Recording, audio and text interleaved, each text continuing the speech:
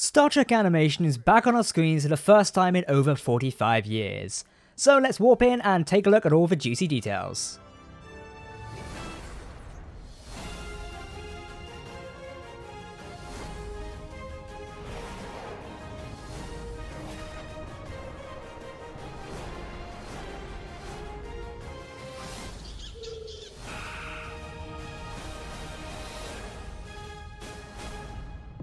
Hey everyone, my name is Captain Jack and welcome to Trek Central.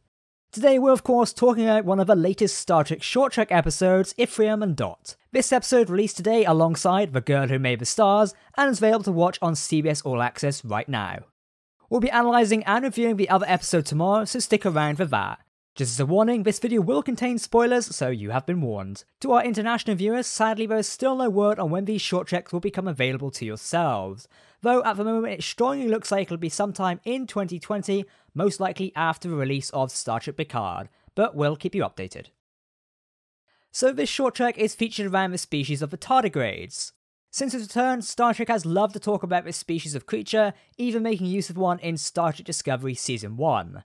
This short trek jumps back into that in a way with a core feature of a little tardigrade on our screens once again. We open up the short to this old-fashioned film reel of The Tardigrade in Space, which features our main character of a tardigrade named Ephraim. The film reel features a narration about space, the final frontier, even featuring the salt vampire from the original series episode, The Man Trap, when talking about deadly life that can be encountered in the vastness of space. We're taught that the tardigrade, which is confirmed now to be a she, is travelling a mycelial network in order to lay her eggs in a safe and secure place. I do love the reference that the network is like a super warp highway. Off the top of my head, I'm sure that Paul Stamets called it that at some point in Discovery. We've discussed the name Ephraim before, and it means being fruitful. We never guessed what it would mean for the story, but now we know it's because this mother tardigrade has eggs she wants to lay. Kinda neat, I guess. An important bit of information is given to us which relates to the whole short trek. Tardigrade eggs are known to lay dormant for years before hatching, meaning that a lot can happen while the eggs are waiting to hatch. Keep that in mind as you watch this short trek or this review. Snap back into reality when the tardigrade is attempting to lay her eggs inside an asteroid, the USS Enterprise warps in and of course crashes the side of its main deflector dish right into it. This of course annoys our little friend who isn't too pleased about the Enterprise almost crashing into her. Credits to director Michael Giacchino and his team of composers, as the music for this short trek really sticks out in this scene and how the tone shifts to suit the action and change of pace. The tardigrade goes on a little journey around the Enterprise, peeking through windows and attempting to get inside somehow, including trying to pry her way into the main shuttle bay with little effect. Good attempt though.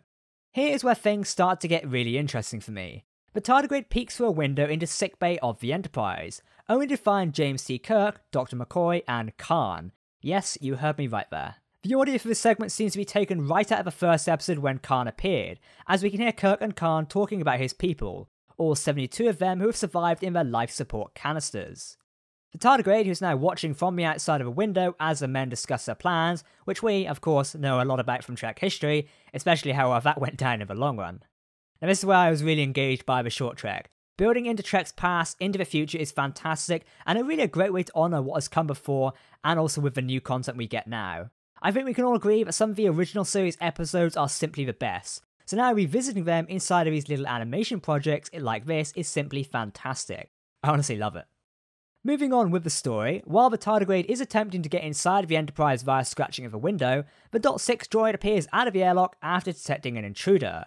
We get this lovely exchange where the droid shocks the tardigrade, which only seems to irritate her more. The exchange between the two continues as Dot retreats into the Enterprise via the airlock, only to find that the tardigrade is now following through the airlock and is falling down the shaft.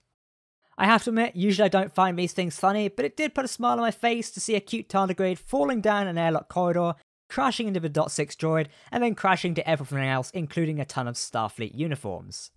The chase begins as the two are running around the Enterprise, with Dot trying to catch the tardigrade and throw her off the ship, crashing through pipes and eventually landing into main engineering. We see the tardigrade climb into the warp core and lay her eggs. You have to wonder where the hell Starfleet is while an alien creature is messing around with the warp core, then it occurred to me. If this is set during the Khan episode, then engineering could have already been taken over by Khan and his people, meaning security is currently occupied, to put it lightly. After laying her eggs, Ephraim is interrupted by Dot, who is kind of pissed that the alien creature is now in the warp core chamber. Completely missing the already laid eggs, the droid rips the tardigrade away and throws her out the airlock into the cold vastness of space. Before the droid can do this, the tardigrade does actually escape again and runs through the Enterprise, opening doors to Tribbles and causing a little bit more of mayhem. I honestly love this. Now, she does end up inside a water tank, and I have to wonder if this is a reference to the 2009 Star Trek film, where Scotty beams into one and he and Kirk beam back aboard the Enterprise.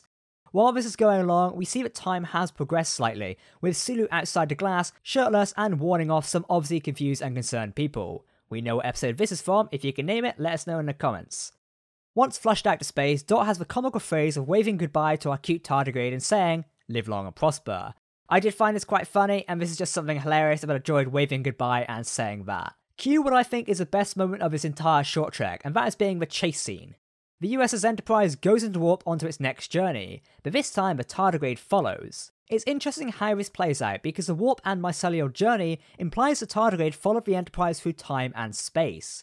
This fantastic montage of the tardigrade following the Enterprise through references Trek of history, including Apollo's hand from Who Mourns the Andonias, the Doomsday Machine, the Tholian Web, the glorious space Abraham Lincoln from The Savage Curtain, and then we see a beautiful change between the TOS Enterprise into the refit Enterprise from the movies, and we see the battle of the USS Reliant from The Wrath of Khan, and finally the Enterprise refits battle with Cooley's Bird of Prey from A Search for Spock. Now we know that this encounter is where the original Enterprise is lost.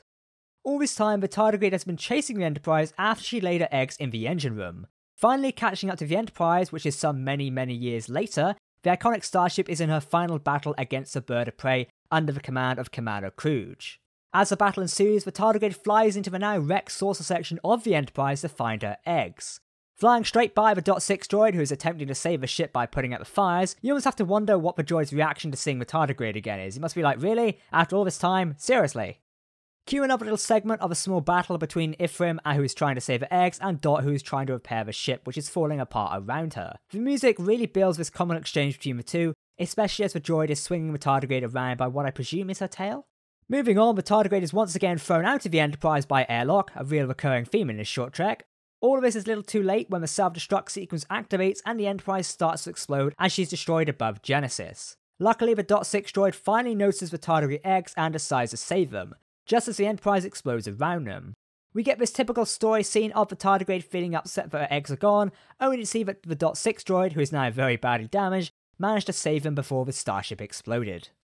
Peace and balance are restored to the galaxy as the tardigrade is reunited with her now hatched eggs, and she takes them off into the mycelial network with them, and apparently the Dot 6 repair droid as well. I find it funny that this droid is somehow taken with them on this new adventure. Can we see more of this? I mean seriously, someone write a comic of a story about this. I want to see more. Alright, that ends this stunning little short trek adventure, so let's discuss how it went down. Honestly, at first, I wasn't too keen on the idea of animation, simply as it's been so long since Star Trek animation has been on screens. Well, today my mind was changed as this short trek was a refreshing blast of fresh air into the animation and has revived Star Trek animation hopefully in the long run. Easily my favourite part of this little adventure was the Enterprise's jump through time and space, this almost mini journey through the original series history which looks some of the most iconic episodes and moments from its run, including the movies. The reference of Khan and the Doomsday Machine was excellent, and I loved how it all fit together, and finally we saw Space Abraham Lincoln in Star Trek again. What an amazing episode. Finally, I have to say that Michael Giansho has done a fantastic job in directing this short trek and scoring it as well. The writers, Chris Silvestri and Anthony Manville, also wrote a loving little story that elegantly complemented what has come before it. So that wraps up our review and analysis of Ephraim and Dot. If you want to watch it for yourself, it's now streaming over on CBS All Access for American viewers and Crave Media for viewers located in Canada. Let us know what you thought of this entry into the brand new Star Trek animation via the comments section below. We'll also be viewing the additional short trek, The Girl Who Made the Stars, very shortly, so be on the lookout for that one. To keep up to date with all the Star Trek news, lore and more, make sure to subscribe to Trek Central here on YouTube. You can also follow our social media, visit our website, or join our brand new community Discord server. For now, I've been Captain Jack, thank you for watching, and I will of course see you next time. Live long and prosper.